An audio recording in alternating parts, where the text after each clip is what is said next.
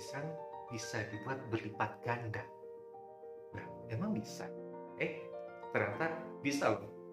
Rencana harta warisan yang akan diberikan pada ahli waris dapat kita buat berlipat ganda sebelum nanti akhirnya diwariskan. Ada berbagai macam pilihan, akan tapi masing-masing orang mungkin berbeda. Ya, mana yang mau diambil? Yuk kita simak penjelasannya dan berbagai macam pertimbangannya sebagai berikut.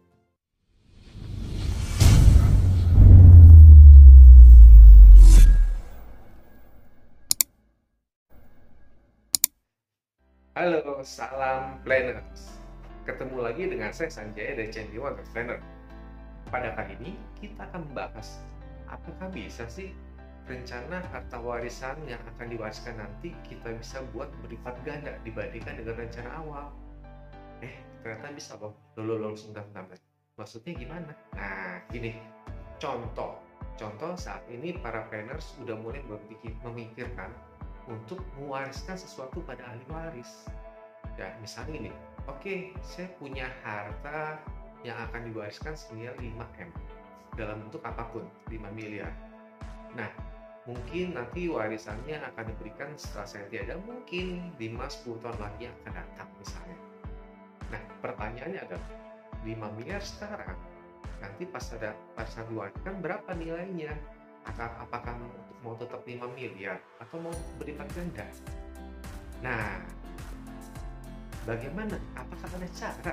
Bagaimana dari tadi rencana 5 miliar bisa jadi lebih, bisa 10 miliar atau bahkan lebih, bisa nggak sih? Ternyata bisa loh. Nah, yuk kita simak apa saja sih atau bagaimana sih caranya supaya rencana harta warisan ini bisa dibuat berlipat ganda sehingga pada saat diwariskan ternyata nilainya jauh lebih besar dibandingkan dengan rencana kita tanpa menambah dari sumber yang lain. Nah, kita simak. Pilihan pertama yang tidak lain dan tidak bukan pasti akan bicara tentang aset investasi. Maksudnya apa? Contoh yang tadi 5 miliar. Ya, kita bayangkan 5 miliar kita taruh di instrumen investasi. Mungkin instrumen investasi yang sering dipakai di Indonesia adalah salah satu adalah properti, betul kan? Nah, misalnya, 5 miliar saya belikan properti. Mungkin 5-10 tahun lagi kemungkinan besar properti akan naik. Secara teori betul. Nah, pada saat naik nilainya bukan 5 miliar lagi. Ya, mungkin bisa jadi 10 miliar ataupun 12 miliar atau mungkin 7 miliar, yang pasti di atas 5 miliar harusnya. Nah, tapi yang perlu dipertimbangkan oleh para planners, pertama, aset investasi properti ini belum tentu meningkat secara stabil, betul ya? Pada saat momen-momen tertentu nilainya bisa tetap, jadi tidak akan naik. Contohnya ya, pada saat zaman resesi harga properti itu ya tidak naik, misalnya segitu-gitu aja. Karena apa? Permintaan akan berkurang. Nah, pada saat nanti para planners tiba-tiba yang berpulang, pada saat nanti aset ini akan diwariskan, apakah yang tadinya yang kita beli senilai 5 miliar ini bisa lebih? Nah, antara ya dan tidak. Apakah bisa 2 kali lipat? Antara ya dan tidak. Ya, jadi itu yang perlu dipertimbangkan. Apakah betul atau tidak? Dan perlu diingat juga untuk aset properti tentu ada biaya atau pajaknya juga ya. Oke, yang kedua adalah masih tetap aset investasi. Orang cenderung apa? Mungkin akan bilang, saya akan taruh dalam bentuk apa? Dalam bentuk emas, logam mulia batangan misalnya.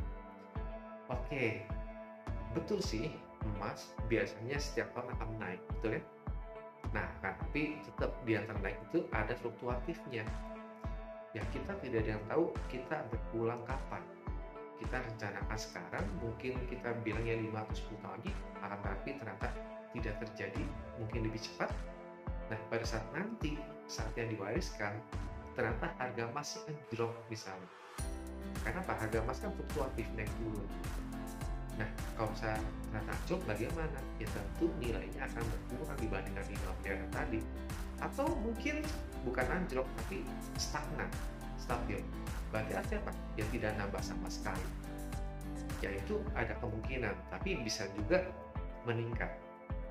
Nah, jadi bagi para trader yang mau dalam bentuk emas atau logam mulia perlu dipertimbangkan juga.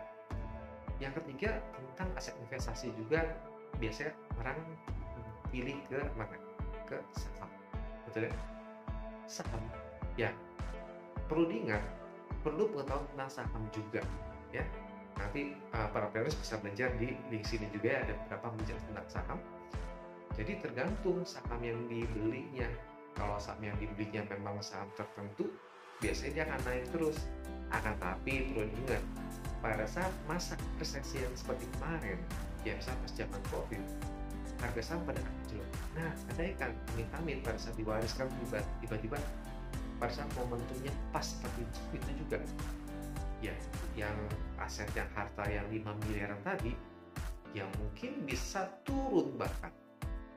Bisa juga berlipat ganda. Nah, itu yang perlu dipertimbangkan. Jadi tergantung dari bagaimana profil resiko investasi para planners, apakah cocok nggak di saham. Atau yang keempat, aset investasi yang sejenis saham mungkin obligasi ya, yang agak lebih low risk sedikit. Nah, obligasi atau surat utang, ya itu memang pasti ada kenaikan ya apabila kita pilihnya surat utang negara. Akan tapi perlu diingat, biasa surat utang ini perlu punya periodenya tidak panjang, hanya sekitar 3-5 tahun saja. Nah, kalau misalnya udah 3 tahun terus mau gimana lagi? Andai kan tidak ada surat utang lagi, atau surat utang mungkin nilainya kecil, bagaimana? Nah, itu perlu dipertimbangkan. Dan akan tapi naiknya kemungkinan besar tidak bisa berlipat ganda. Karena apa? Ya biasanya persentase return atau bunganya yang nggak jauh-jauh dari bunga seperti deposito di bank, nambah sedikit. Nah, itu aset investasi ada 4. Kemudian ada lagi sih caranya bagaimana melipat gandakan. Ada lagi, kita pilih ke jalur yang lain. Misalnya contoh apa? 5 miliar ini dijadikan apa? Dijadikan modal usaha atau bisnis. Nah, bisa nggak sih bisa naik? Ya kemungkinan bisa. Misalnya 5 miliar dibuat modal untuk usaha atau bisnis tertentu, kemudian diharapkan 5 atau 10 tahun lagi bisnisnya berkembang, kemudian tentu nilainya bisa lebih dari 5 miliar. Tapi yang perlu dipertimbangkan, apakah betul pasti seperti itu? Tidak ada yang pasti untuk bisnis. Ya, sama lagi ketika kita mengalami zamannya resesi, itu juga bisa hancur-hancuran. Yang tadi modal 5 miliar bisa habis semuanya. Nah, tentu para trader sebagai pewaris tidak ingin bertaruh di dalam hal seperti ini, betul kan? Kecuali para trader sudah punya perhitungan. Dan yang perlu dipertimbangkan lagi untuk masalah bisnis, dipertimbangkan adalah apakah nanti 5-10 tahun lagi bisnis yang tadinya dirintis ini dengan modal dari yang rencana harta warisan bisa bertumbuh, bisa tetap berkembang, bisa tetap punya prospek yang baik ke depan. Nah, itu yang perlu dipertimbangkan. Nah, ada nggak sih cara lain? Ada lagi satu lagi, ada melalui namanya kontrak uang pertanggungan atau disebutnya asuransi jiwa. Ya, dengan misalnya ya modal 5 miliar juga dalam bentuk premi, total premi 5 miliar membelikan asuransi jiwa, yang pasti uang asuransi jiwa yang diperoleh di atas itu ya biasanya ya sekitar, ya tergantung usia ya, bisa jadi 10 miliar atau bahkan bisa lebih kalau usianya masih muda. Nah, yang perlu dipertimbangkan, apakah saya akan beli kontrak uang pertanggungan? Nah, perlu dipertimbangkan pertama, untuk asuransi jiwa itu hanya menerima orang yang masih sehat. Apakah para traders waktu itu masih sehat? Nah, tergantung. Nah, yang kedua adalah untuk membeli asuransi jiwa ada batasannya. Apakah aset yang dimiliki jauh lebih besar dibandingkan uang asuransi yang diambil? Nah, kemudian yang perlu dipertimbangkan adalah sebetulnya kenapa ini salah satu keunggulan dari kontrak uang pertanggungan adalah dia mendapatkan hal yang pasti. Ya, pasti kenapa? Ya karena kalau dalam kontrak dengan 5 miliar misalnya dapat uang meninggalnya sekitar 10-12 miliar, misalnya 12 miliar. Ya ketika meninggal kapanpun itu, ya itu akan keluar 12 miliar.